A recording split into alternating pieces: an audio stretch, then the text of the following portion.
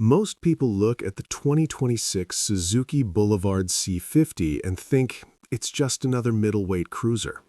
I almost did too. But the more I compared it to other bikes in this class, the more I realized the C50 isn't trying to impress you on a spec sheet. It's trying to win you over slowly, and that's exactly why it works. What surprised me first was how balanced it feels. The 805cc V-twin isn't crazy powerful, and that's the point. I noticed that the throttle response feels predictable, almost calm. When I compared it to something like the Harley Street 750, or even some of the more aggressive metric cruisers, the C50 felt less dramatic but more usable. Most people miss this. Smooth power is more valuable than big numbers. On city roads, that low-end torque feels friendly, not sleepy, friendly. It doesn't lurch or demand constant clutch control. For new riders stepping into cruisers, that matters more than horsepower bragging rights. And then there's the weight. On paper, it's not a lightweight bike, but I noticed that once you're rolling, the center of gravity feels low and planted. U-turns don't feel intimidating. Parking lot maneuvers don't feel like a workout. Compared to bulkier cruisers, it feels surprisingly cooperative. The mistake many riders make is assuming heavier always equals more serious. In reality, comfort and confidence matter more than ego.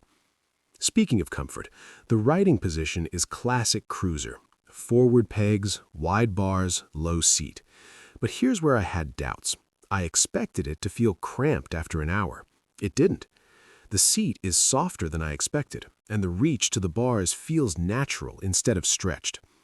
If you're planning longer weekend rides, that relaxed posture actually reduces fatigue more than you'd think. It's not a touring bike, but it doesn't punish you either. Now let's talk about the design. The Boulevard C50 hasn't dramatically changed its formula over the years, and I know some people criticize that, but I compared it side by side with more modern cruisers, and I kept coming back to this. The C50 looks timeless. The chrome details, the teardrop tank, the spoke-style wheels, it leans fully into classic cruiser DNA. It's not trying to be futuristic. It's not trying to be edgy. And honestly, that restraint gives it character. Here's something else most people overlook: reliability, peace of mind. Suzuki has been refining this platform for years. I noticed that while other brands chase tech-heavy updates, the C50 stays mechanically simple. That means fewer electronics to worry about long-term. For riders who want to own a bike for years without constant dealership visits, that simplicity is a quiet advantage. Now, I won't pretend it's perfect. If you're looking for advanced ride modes, traction control screens, or flashy digital displays, you won't find that here. The instrumentation is straightforward. Some might call it outdated. But I asked myself, do I actually need more tech on a relaxed cruiser? For this kind of bike, I don't think so. Cruisers are about feel, sound, rhythm. The C50's V-twin rumble is smooth, not aggressive. It doesn't scream for attention, but it has that steady heartbeat that makes you want to cruise a little longer before heading home. Another interesting comparison I made was with entry-level cruisers in the same price range. Some feel cheaper in finish or ride quality. The C50 feels solid. The paint, the chrome, the overall build, it feels like a bike that was built to last rather than built to impress in a showroom. That's a subtle difference, but you feel it after a few months of ownership. If there's one misconception I'd challenge, it's this: the Suzuki Boulevard C50 is not a beginner-only bike. Yes, it's approachable. Yes, it's manageable, but that doesn't mean experienced riders can't appreciate it.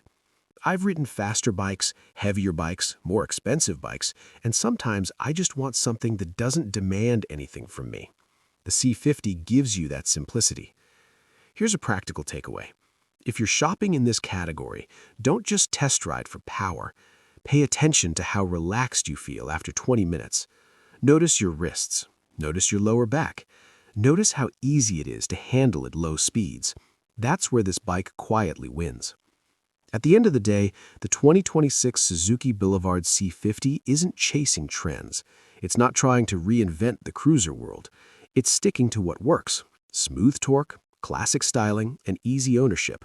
And sometimes that kind of consistency is exactly what makes a motorcycle worth keeping.